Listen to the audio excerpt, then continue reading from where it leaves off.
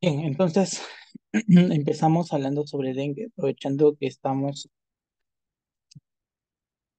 una pandemia acá en mi país, de dengue, de casos de dengue.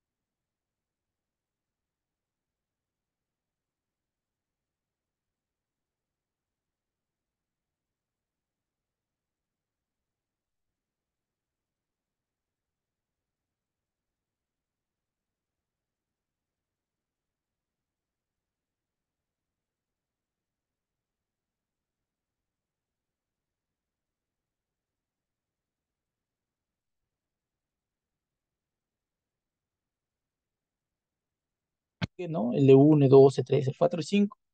Si una persona se infecta por primera vez, que es todo lo que yo he explicado acá, genera anticuerpos específicos para ese dengue, ¿ya? Para ese virus del dengue. Entonces podría generar, supongamos que este es el tipo 1, entonces genera anticuerpos específicos para el tipo 1. Pero cuando ingresa, una persona se contagia nuevamente del virus, pero supongamos que sea otro tipo de virus, ya no el 1, sino el 3 o el 4 o el 2 o el 5. Por cualquiera de ellos, el proceso inflamatorio que está sucediendo es mucho más agresivo, es mucho más severo. Por eso es que en la enfermedad, en esas personas suele ser más severas, ¿ya?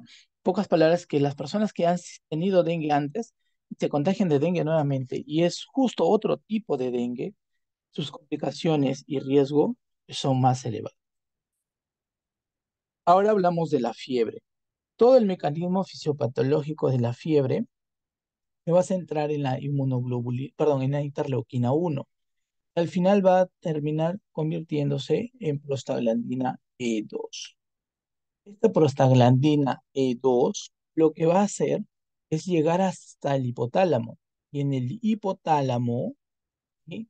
Va a llegar hacia el núcleo preóptico para activar los centros termorreguladores, ¿ya? Los centros termorreguladores, como cuáles en el núcleo anterior, que son neuronas sensibles al calor, y en el núcleo posterior a neuronas sensibles al frío. Bloquea las neuronas sensibles al calor y activa la mayor actividad del núcleo posterior, que son neuronas sensibles al frío. ¿Ya? ¿Para qué? Para que la persona produzca mayor calor, ¿sí? O sea, se rompe ese set point que se menciona, ¿no? Ese equilibrio de entre ambas células. Entonces, la temperatura puede ir aumentando y la persona va a sentir más frío, porque justamente esa prostaglandina va a tener ese efecto. Entonces, ese set point, ese equilibrio que se contiene, se va a romper, hay mayor producción de calor y hay una menor dispersión del calor. Hasta acá la fiebre es en parte beneficiosa porque evita el metabolismo de muchos microorganismos. Pero cuando la temperatura en la fiebre, ¿sí? Ya es mayor de 38,5, ya es un poco complicado su tratamiento y la persona necesita medicamentos para poder remitir. Por sí solas esta temperatura no va a disminuir. Entonces, una vez que se rompe ese set point, ¿no? Ese equilibrio entre el calor y entre la producción y la disipación de calor, comienzan a haber manifestaciones clínicas. A nivel de la corteza cerebral, el proceso de la fiebre comienza, como ya hemos dicho, hay mayor tolerancia al frío, o sea, las neuronas se hacen más sensibles al frío, la persona tiene esa sensación de frío, entonces comienza a adquirir un abrigo, quiere abrigarse con algo, ¿no? Tienen fiebre y aún así quieren ponerse una fresada, un abrigo muy grueso, ¿ya? Porque está justamente estas neuronas activadas. Y comienzan a adquirir una posición corporal, una posición en la que se sientan más calurosos. A nivel de los músculos, comienzan a producir fasciculaciones, ¿sí? Comienza a haber mayores contracciones musculares, a lo que al final se va a traducir como escalofríos, escalofríos. En las arteriolas de la piel, comienza a producir vasoconstricción, es decir, el diámetro de las arterias que son así comienzan a reducir su calibre. Y al reducir su calibre, en la piel al menos, la persona comienza a tornarse roja, al menos en la cara. Por eso es que en procesos de fiebre comienzan a aparecer una coloración rojiza en las mejillas, ¿sí? Las chapitas, entre comillas, como le dicen acá en algunas zonas del Perú. Famosas coloración rojiza, ¿no? Ese rubor. Es por vasoconstricción de las pieles. Las glándulas sudoríparas van a bloquear su función de transpiración. La persona no va a sudar, salvo que la temperatura sea mayor de 38,5 que comienza a ver sudor. Pero en sí, por sí mismas, no va a sudar. ¿Por qué? Porque comienza a haber una mayor actividad, y esta es otra parte, de la glándula suprarrenal. ¿Qué hace la glándula suprarrenal? Va a aumentar la secreción de catecolaminas, son necesarias para transformarlas luego en ¿qué? En adrenalina. La adrenalina, ¿qué función tiene en las glándulas sudoríparas? Disminuye su secreción. Por eso es que la persona tiene este efecto. Además, también hay una activación del eje hipotálamo, hipófisis, tiroides, donde hay mayor actividad del T3 y del T4. Esto, más la acción de la adrenalina, en el corazón va a estimular la taquicardia, ¿no? Es decir, el aumento de la frecuencia cardíaca. que son las manifestaciones clínicas que tiene la persona con dengue cuando tiene esta enfermedad, ¿no? Todo esto es el mecanismo fisiopatológico de la fiebre. ¿Qué más tiene la persona con dengue? Tiene alteraciones de las plaquetas, acá lo estamos mencionando, hay plaquetopenia, comienza a disminuir las plaquetas. Y entonces todo ese proceso me da ya la hemorragia. Y justo acá tengo un cuadro en donde está ubicado el tiempo de evolución en días, ¿sí? Que aproximadamente la persona debe tener un periodo de incubación de entre 4 a 10 días, pero a partir del 10.º día ya deben de remitir los síntomas. Pero, ¿qué sucede en las primeras fases? En los primeros días, ¿sí? En los primeros días, que es de importancia, tengo una fase febril. En la fase febril comienza a haber un aumento del virus del dengue, es decir, entra una etapa febril o de viremia, ¿ya? ¿Qué sucede acá? La persona al presentar fiebre, obviamente estamos hablando que ocurren todos estos fenómenos, se comienza a deshidratar. Las temperaturas comienzan a aumentar, inclusive llegar en algunos casos hasta 40 grados centígrados. Pasados estos días, en algunas personas, por no decir en la mayoría, llegan hasta el día 7 sin ningún cambio, solamente con la fiebre. Y después del día 7 comienza a remitir los síntomas. ¿Sí? La fiebre disminuye, comienza a haber más sed, comienza a haber una recuperación de la persona. Pero ¿qué sucede cuando esta recuperación no es la adecuada? Es un dengue que se está produciendo una segunda infección o otro tipo de dengue. Va a comenzar a ver la fase crítica, ¿no? Entramos ya a la fase crítica, que es a partir del tercer a sexto o séptimo día. En la fase crítica hay daño de órganos, como ya habíamos mencionado acá, del hígado, de las células endoteliales, la médula ósea, y comienza a haber hemorragias. Inclusive la persona puede llegar al shock hemorrágico. ¿Qué más sucede? El hematocrito cae. El hematocrito comienza a elevarse porque hay concentración y las plaquetas comienzan a disminuir. Caen las plaquetas. El hematocrito comienza a elevarse, ¿no? ¿Y qué pasa con el virus? El virus, miren, alcanza su pico máximo aproximadamente en los 2 días y luego tiende a disminuir, pero este virus disminuye en sangre, no en el cuerpo, no en el organismo, sino en sangre. Comienza a disminuir. Y al mismo tiempo comienzan a aumentar a partir del tercer cuarto día los anticuerpos que están destinados a eliminar a ese virus. Y esta es la fase crítica porque acá ocurre la mayoría de daños. ¿Quiénes tienen que tener cuidado? Los niños, ¿sí? Principalmente menores de 5 años. ¿Quién más? Los ancianos. ¿Qué otras personas? Las mujeres embarazadas o personas que sufren de VIH. Tener bastante cuidado. Son personas que pueden generar una fase crítica muy rápida.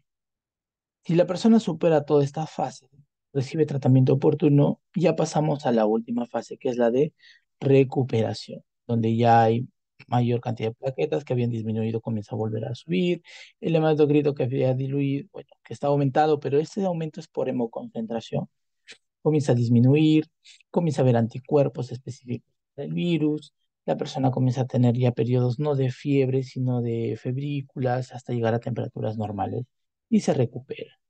¿Ya? Pero siempre y cuando haya sobrepasado todas estas. No se olviden. En la fase crítica también olvidé mencionar los que se infectan por virus del dengue de otro tipo, ¿ya? De otro tipo. Dengue por segunda vez, pero de otro tipo de dengue, ¿ya? Este es en la fase crítica. Y finalmente los signos y síntomas de alarmas que pueden haber en el dengue. Antes el dengue se diagnosticaba en dengue severo, dengue hemorrágico y falla multiorgánica. Pero a partir del 2008 la OMS ya dijo que no, que el dengue se clasifica en dengue sin signos de alarma y dengue severo, ¿sí? De esa forma. Entonces, ¿cuál es un caso probable de dengue? O sea, ¿cuáles son las personas a las que yo puedo decir, él puede tener dengue? Él, lo más probable que sea otra cosa. Vamos a ver.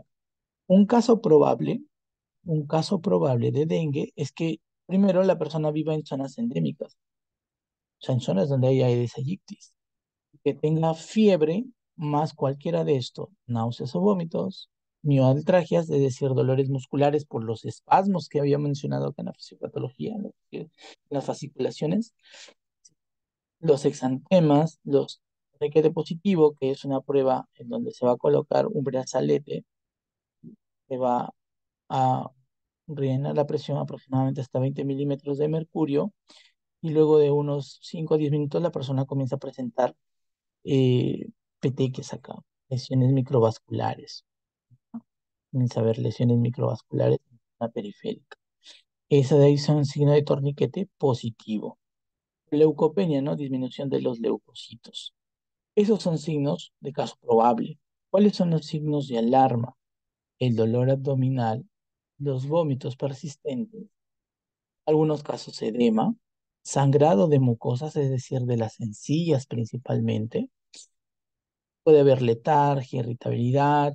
El hígado crece, porque habíamos dicho dentro del mecanismo fisiopatológico que también el hepatocito se va a ver dañado. Entonces, va a crecer de tamaño.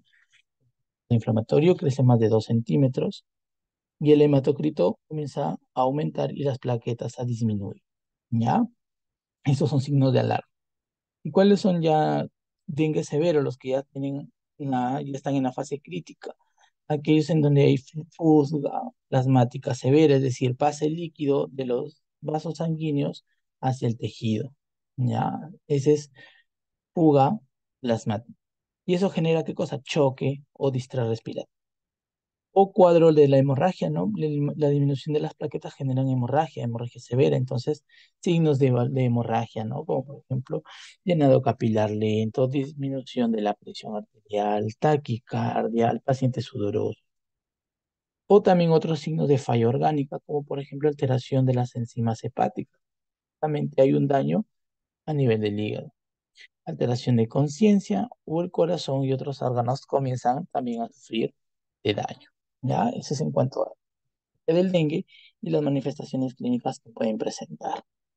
Bien, entonces eso sería todo. Espero haya sido de su agrado y nos estamos encontrando en otra oportunidad. Muchas gracias.